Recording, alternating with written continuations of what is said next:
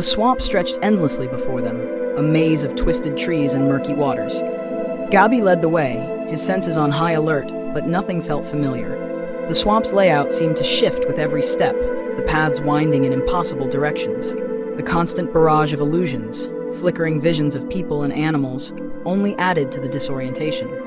Yet, the gang had grown wise to the witch's tricks. They had learned to resist the illusions, though it wasn't easy.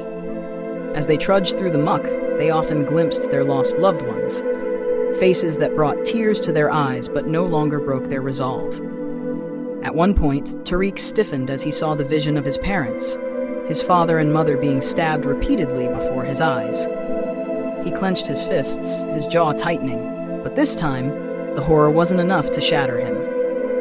"It's not real," he muttered to himself, forcing the images away. The cries of children echoed through the swamp, desperate and haunting.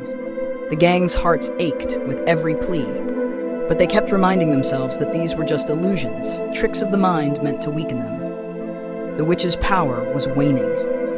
The more she tried to ensnare them with her illusions, the less effective they became. Gabi could feel it, could sense the desperation in the witch's magic. And then, as they wandered deeper into the swamp, he caught a scent that sent a chill down his spine. He raised a hand, signaling for the group to stop. "Be vigilant," he warned, his voice low and tense. "I smell fresh blood." They halted, their weapons at the ready. Suddenly, a pack of wolves began to materialize from the shadows, their eyes gleaming with hunger. Oren, gripping his spear, glanced at Gabi with a smirk. "Another illusion," he said, dismissing the threat. Gabi hesitated, his senses keenly focused.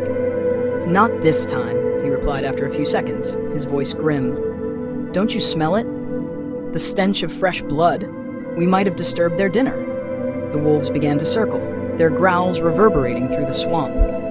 The gang quickly formed a tight circle, Gabi standing at the front while the others closed ranks around him. The tension was palpable, each of them ready for the inevitable attack. A wolf broke from the pack, charging straight at Osama. With a determined cry, Osama swung his hammer, expecting the impact, but the hammer passed right through the wolf as if it were made of smoke. Shocked, Osama staggered back, but then quickly relaxed. "No, Hunter," he said confidently. "These are illusions too. The witch is playing with your senses as well." Gabi's eyes narrowed as he fixed Osama with a serious look. Smell is the only sense illusions can't deceive. As if on cue, another wolf leaped at Gabi. He dodged with practiced ease, bringing up his double-barreled shotgun in a fluid motion. The blast from the gun echoed through the swamp, and the wolf dropped to the ground with a heavy thud. Oren moved forward, crouching beside the fallen wolf. He ran a hand over its fur, feeling the warmth of its blood. He looked back at the group, his expression somber. "Gabi's right," he confirmed. "Not all of them are illusions." Gabi reloaded his shotgun, his eyes scanning the darkened swamp. "We must be close to the witch's hut. She's throwing everything she has at us to keep us away." The group pressed on, battling the mix of real and illusory wolves. The fight was grueling, each swing of a weapon met with uncertainty. Would it strike true, or pass harmlessly through another illusion? But they fought with determination, knowing that every step brought them closer to their goal. Suddenly, a deep, guttural roar tore through the air, shaking the very ground beneath their feet. The wolves scattered, retreating into the shadows, and the illusions faded away, leaving the swamp eerily silent. The gang froze, their eyes wide with fear and confusion. "What was that?" Raja whispered, his voice trembling. "An illusion," Harun murmured, though his tone betrayed his doubt.